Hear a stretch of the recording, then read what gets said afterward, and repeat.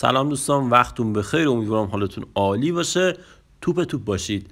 با تعدادی لغت در خدمتتون هستم. بریم که لغت ها رو بخونیم. لغت های مهم و جدید هستن. توز به معنی نمک. بوز یعنی یخ. تام یعنی کامل، دقیق. مورد بعدی تاتل یعنی شیرینی. کرمزه به معنی رنگ قرمز، کرمزه. مورد بعدی آز یعنی کم معنی کم میده.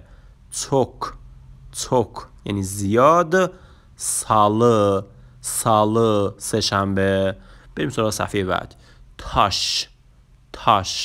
تاش به معنی سنگ.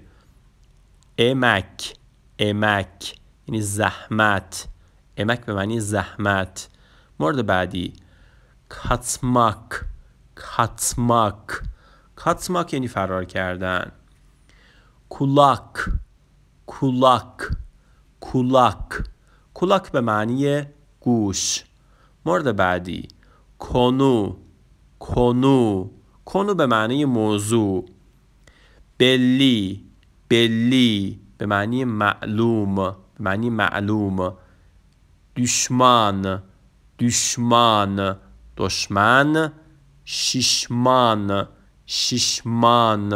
ششمان به معنی چاق. مورد بعدی باش کند به معنی پایتخت میده. خب تعدادی لغت مهم و جدید خوندیم. حتمی یاد بگیرید. لایک و فالو، سابسکرایب یادتون نره.